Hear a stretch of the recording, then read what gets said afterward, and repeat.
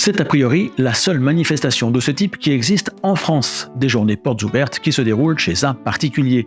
Chaque année, au mois de juillet, Ludovic Lomin, le créateur de PLM, Production Ludomodélisme, ouvre les portes de sa maison d'Écuisses, en Saône-et-Loire, le temps d'y organiser une fête du train réel et miniature. Cet été, Victor Achilles s'est promené micro et caméra en main dans le jardin de Ludovic à l'occasion des 10 ans de cette manifestation, afin de vous en proposer un compte-rendu dans les rendez-vous du lundi. Alors bonjour et bienvenue dans Aiguillage.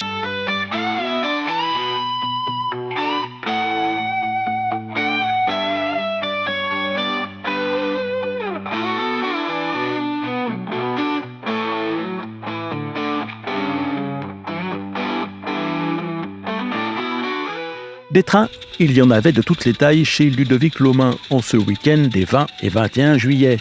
L'un des réseaux exposés évoquait une ligne toute proche, aujourd'hui fermée, qui reliait Dijon à Épinac.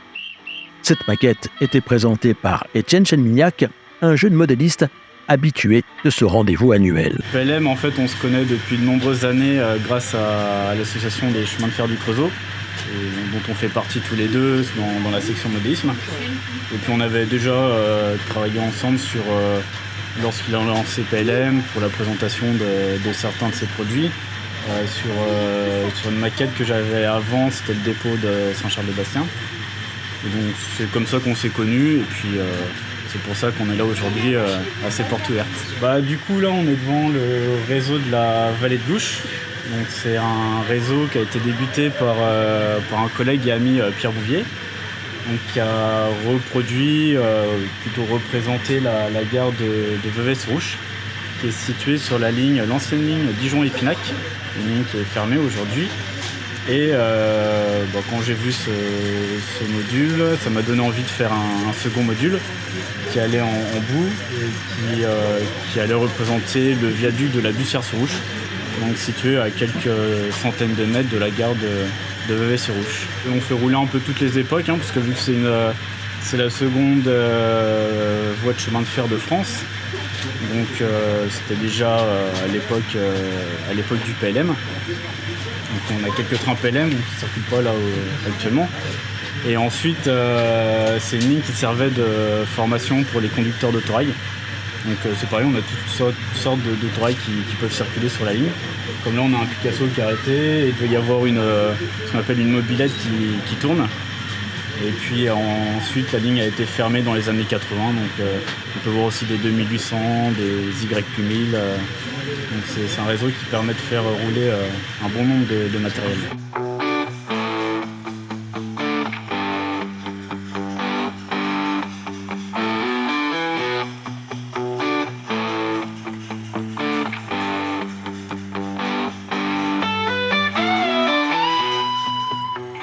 Si Production Ludomodélisme a débuté avec un catalogue de pièces destinées à agrémenter le décor de réseau à différentes échelles, par la fabrication de pièces en impression 3D destinées au super détaillage, son créateur s'est très rapidement tourné également vers une autre discipline du modélisme qu'il affectionne tout particulièrement, la vapeur vive.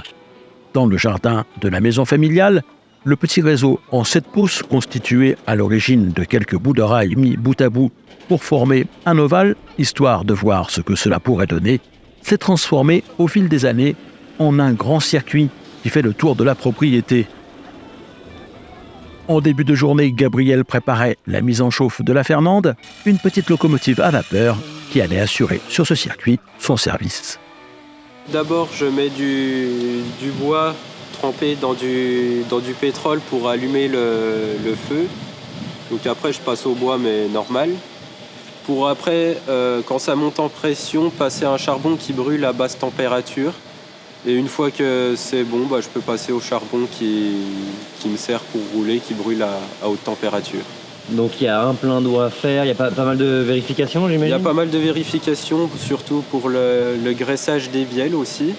Et oui, bien vérifier qu'il y ait de l'eau, sinon ça va être compliqué. Tu viens d'où ? Tu fais quoi ? Comment t'en es arrivé ici chez Ludo ? Je suis passionné de train depuis tout petit et du coup je suis sur Châlons pour mes études en alternance. Je suis en alternance au Technicentre de Dijon-Périgny. et je fais un bac pro maintenance. Eh bien, la vapeur, j'en fais aux portes ouvertes chez Ludo. Et c'est impressionnant de voir que c'est c'est une locomotive à vapeur, mais en plus petit. C'est quoi qui te plaît justement dans ce truc de... Ouais, moi, c'est tout ce qui est touche au ferroviaire, je suis un passionné.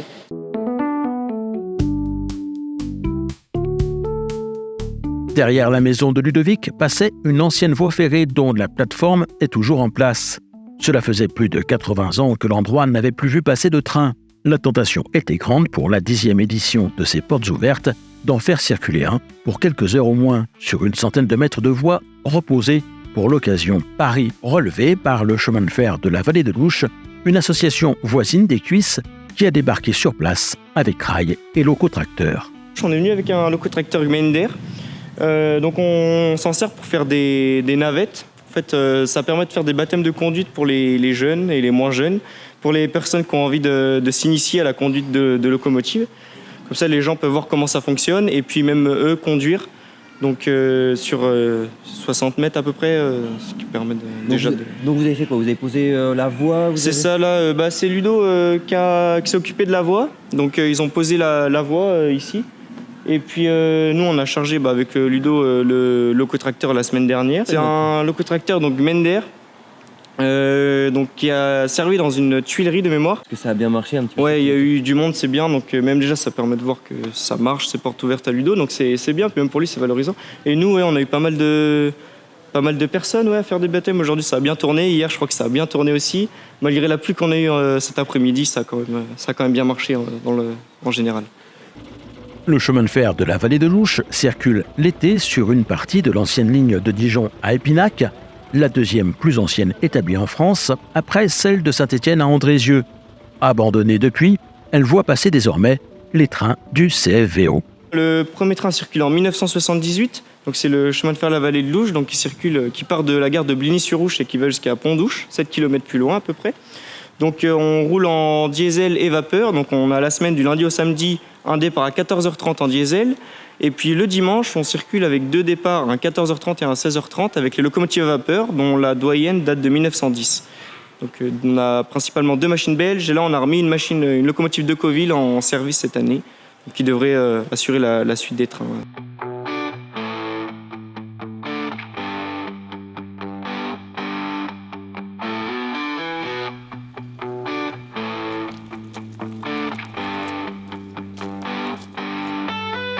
L'une des premières réalisations de Ludovic, qui a beaucoup évolué depuis les débuts de cette série de 10 années de journées portes ouvertes, c'est le poste de conduite d'une ancienne locomotive diesel de la série des CC 72000. D'abord simplement exposé dans son sous-sol, il a été intégré dans la reproduction complète d'une cabine de conduite avant d'être connecté à un simulateur. Un simulateur qui représente cette machine diesel, la 72000, que les amateurs de chemin de fer connaissent bien, qui est une locomotive diesel de la SNCF capable de tracter des trains jusqu'à 160 km/h. C'est la seule locomotive diesel de l'entreprise capable de faire ça.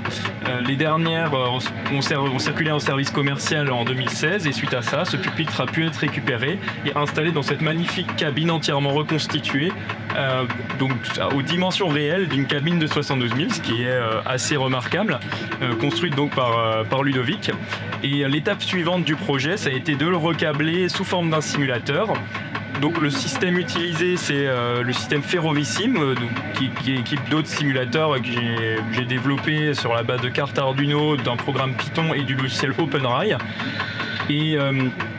Et donc voilà, ce simulateur fonctionne sur ce modèle avec une version qui est la première version de Ferrovissime. Donc tout n'est pas opérationnel. On a la traction, le freinage, les manomètres, les voltmètres ampèremètres, l'indicateur de vitesse et les pictogrammes qui sont fonctionnels, ainsi que quelques boutons sur la boîte à levier qui permettent donc de conduire d'une façon assez réaliste un train, sans pour autant avoir la totalité des fonctionnalités comme on pourrait l'avoir sur certains simulateurs. C'est pas le premier pupitre, moi j'avais déjà réalisé un premier projet, donc le Ferrovissime V1, sur la base d'un pupitre en bois et qui a été monté avec quelques pièces et qui fonctionnait donc sur le même principe que celui-là. Celui-là, ça a été le deuxième. Donc c'est cette même version qui était sur ce pupitre en bois que j'appelle Ferrovissime V1. Et depuis, il y a eu Ferrovissime V2 qui est pour l'instant pas implémenté sur ce système-là. Donc aussi 72 000, un peu plus abouti avec quasiment tout le pupitre qui est fonctionnel. Et le prochain projet pour moi, c'est une BB26000. Il y a la 26000 V1 qui ressemble un peu à la 72000 V2 en termes de fonctionnalité. Non, ce ne sont pas les premières. Alors, j'aurais du mal à dire la combienième c'est. Ça doit être la 4e ou la 5e fois. La première fois que je suis venu, il n'y avait pas encore le simulateur. J'étais là en appui. Ludovic, je l'ai rencontré à la Cité du Prince, justement, lors d'une expo faite avec le Ferrovissime V1. Et suite à ça, on a beaucoup échangé autour de cette passion commune et de l'intérêt pour les CC 72 000 qu'on a. Et il m'a proposé, le jour où il a récupéré un pupitre, de travailler dessus pour l'adapter. Et c'est suite à ça, donc ça doit être sur les 2e ou 3e portes ouvertes auxquelles j'ai participé que ce pupitre était là. Dans la première fois qu'il était là, c'était juste avec des vidéos statiques, voilà. Et la 2e, après, c'était avec un vrai simulateur. Et là, maintenant, ça doit être la 3e année où on a un simulateur fonctionnel que tous les visiteurs peuvent venir essayer à peu près une fois par an lors de ces portes ouvertes à Écuisse. On a de tout en termes de visiteurs. On a beaucoup d'enfants quand même, de jeunes qui découvrent, qui montent, on va dire, pour la première fois dans la cabine d'un train. Donc ils sont assez émerveillés. Et puis certains sont curieux, veulent un peu savoir à quoi servent tous les boutons. D'autres un peu plus discrets. Et voilà, on leur explique quand même comment ça fonctionne. Et aussi des personnes un peu plus aguerries. On a des fois des conducteurs de train qui viennent essayer, qui regardent s'ils retrouvent un peu leurs sensations. Des retraités des fois qui sont tout contents de remonter et de retrouver un peu la conduite. Voilà, tout profil, vraiment, tous les âges peuvent essayer le simulateur. Et voilà, on adapte les explications aux personnes. Ça va être juste pour les plus jeunes, on va leur expliquer comment accélérer, freiner. Et pour les plus aguerris, un peu plus en détail, les systèmes de sécurité, les procédures qu'on a dans les chemins de fer pour assurer le service des trains en toute sécurité. J'ai pas eu le temps de compter parce que ça n'arrêtait pas, mais oui, effectivement, on a eu beaucoup de monde déjà hier, le samedi. Aujourd'hui, on est dimanche, on a encore pas mal de gens qui sont venus ce matin. Et on a peut-être parfois un peu de mal à faire une petite pause parce que ça enchaîne. Et en plus, là, je suis quasiment seul sur le poste parce qu'il y a beaucoup d'animations à faire tourner dans ces portes ouvertes. Et donc voilà, entre la vapeur, le simulateur, les réseaux, on est tous un peu pris partout et chacun est bien occupé pendant ce week-end. Et c'est ça qu'on aime, c'est avoir beaucoup de gens qui viennent nous voir et ça fait toujours plaisir. Et on est tous bénévoles là pour venir aider Ludovic et on a la grande chance de participer à cet événement qui est unique, je pense, en France, de rassemblement de passionnés chez un particulier, qui est dans un lieu assez magique quand on aime ça.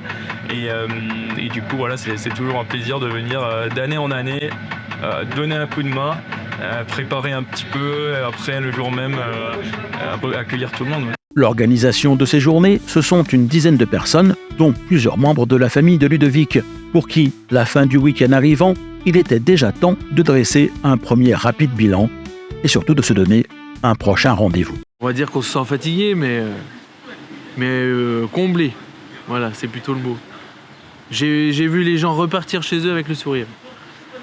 Et avec des infos plein la tête, mais non, les gens étaient super heureux. On se retrouvera donc l'année prochaine, les 19 et 20 juillet, pour remettre ça, encore une fois, sur le tapis. Bon, je sais pas ce qu'il y aura de nouveau cette année, là, mais on verra. Des dates que vous retrouverez dans l'agenda des manifestations ferroviaires publiées et régulièrement mis à jour sur le site www.aiguillage.eu à la rubrique Agenda. Vous avez pris le rythme ? Cette saison, sur cette chaîne, on parle en alternance chaque lundi de modélisme ou de patrimoine ferroviaire.